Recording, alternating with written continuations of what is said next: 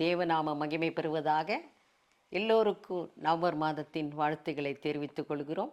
இந்த மாதத்திலே நீங்கள் எப்பொழுதும் சந்தோஷத்தோடும் குலகத்தோடும் ஆரோக்கியத்தோடும் ஐஸ்வர்யத்தோடும் தேவநாமத்திலே நீங்கள் இருக்க மனதார வாழ்த்தி ஆசீர்வதிக்கிறோம். தேவ பிள்ளைகளே, நாம் நன்மை செய்ய பிறந்தவர்கள். நன்மைக்காக தேவன் நம்மை வேறு பிரித்திருக்கிறார். அதன் மித்தம் 1 பேதுரு 9 சொல்கிறது, தீமைக்கு தீமையும் தீமைக்கு தீமையும் உதாத்துக்கு உதாசனமும் சரி கட்டாமல் அதற்கு பதிலாக நாம் தீமைக்கு தீமை செய்யாமல் அதற்கு பதிலாக நாம் என்ன செய்ய வேண்டும்?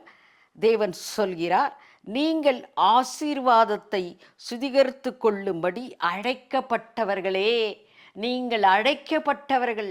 ஆசீர்வாதத்தை சுத்திகரித்து கொள்வது மாத்திரமல்ல, மற்றவர்களையும் தீமை செய்கிறவர்களும் நீங்கள் உள்ளத்தின் ஆழத்திலிருந்து ஆசீர்வதிக்க வேண்டும். ஆசீர்வாதமாக இருங்கள் என்று ஆசீர்வாதத்தின் வாழ்த்துதலை நீங்கள் கூற வேண்டும். தேவ பிள்ளைகளே, ஜீவனை விரும்பி நல்ல நாட்களை தானே உண்டாக்குகிறோம். ஜீவனை விரும்பி நன்மை செய்யும் பொழுது நன்மையான நாட்கள் நமக்கு உண்டாயிருக்கும். 12 கர்த்தருடைய கண்கள் நீதிமான்கள் மேல் நோக்கமாயிருக்கிறது. யார் நன்மைகள் செய்வார்களோ, நன்மை செய்ய சுற்றி திரிவார்களோ, அவர்கள் மேல் நீதிமான்களாக தேவனுடைய கண்கள் உலாவி கொண்டிருக்கிறது, நோக்கமாக இருக்கிறது. 13 நீங்கள் நன்மையை பின்பற்றுகிறவர்களானால் உங்களுக்கு தீமை செய்கிறவன் யார்?